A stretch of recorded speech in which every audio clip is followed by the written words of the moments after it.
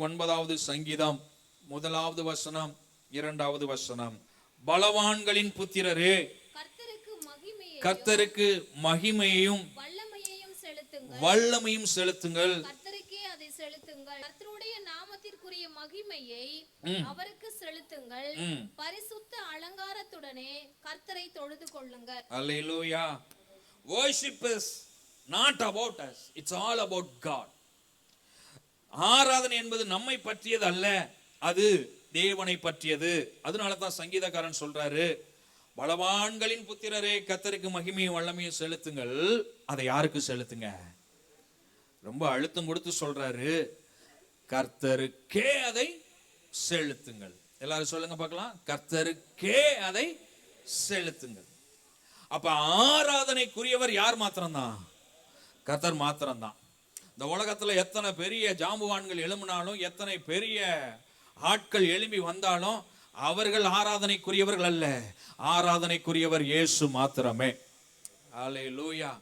அவர் ஒருவரே ஆராதனைக்குரியவர். கர்த்தருக்கே ஆராதனையை செலுத்துங்கள். அல்லேலூயா. ஆமா. சோ அப்ப it's about giving God the glory he deserves. ஆராதனையில தேவனுக்குரியதான மகிமையை நம்ம செலுத்தியே ஆக வேண்டும். தேவன் எவ்வளவு மகிமைக்குரியவர், எத்தனை மகத்துவமானவர். அப்ப அந்த மகிமைக்குரிய தேவனுக்கு அத்தனை மகிமையும் செலுத்துகிறது தான் ஆராதனை. அல்லேலூயா. ஆமா. வாலிப வயதா இருக்கும்போது, சின்ன வயசுல இருந்து கிறிஸ்தவ குடும்பத்துல பிறந்தவன் தான் நானு.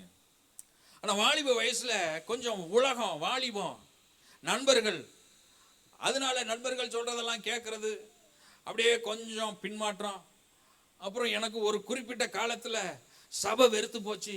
பாஸ்டர் பிடிக்காம போயிட்டாரு. பாஸ்டர் பேசுற பேச்சு பிடிக்கல, வசனம் பிடிக்கல, பாட்டு பிடிக்கல, ஆராதனை பிடிக்கல. நானே கொஞ்ச காலத்துக்கு அப்புறம் சொல்ல ஆரம்பிச்சிட்டேன், என்னடா பெரிய கிறிஸ்டியன் லைஃப், அதெல்லாம் ஒன்றும் இல்லை அப்படிங்கிற மாதிரி அப்படி பேச ஆரம்பிச்சிட்டேன். What is this life? இன்னைக்கு நிறைய பேர் நம்மளையும் அப்படித்தான் கேட்டுக்கிட்டு இருக்கிறாங்க. What is this life? என்ன ஒரு கிறிஸ்தவ வாழ்க்கை? சினிமாக்கு போக கூடாதுங்கிறாரு, பீடி குடிக்க கூடாதுங்கிறாரு, அப்புறம் ஃப்ரெண்ட்ஸோட சுத்தாதங்கிறாரு, அதை பண்ணாதங்கிறாரு, இதை பண்ணாதங்கிறாரு. என்ன வாழ்க்கை இது? What is this Christian life? நிறைய பேர் அப்படித்தான் நினைச்சிட்டு இருக்கிறாங்க. இதே மாதிரிதான் அன்னைக்கு நானும் இருந்தேன்.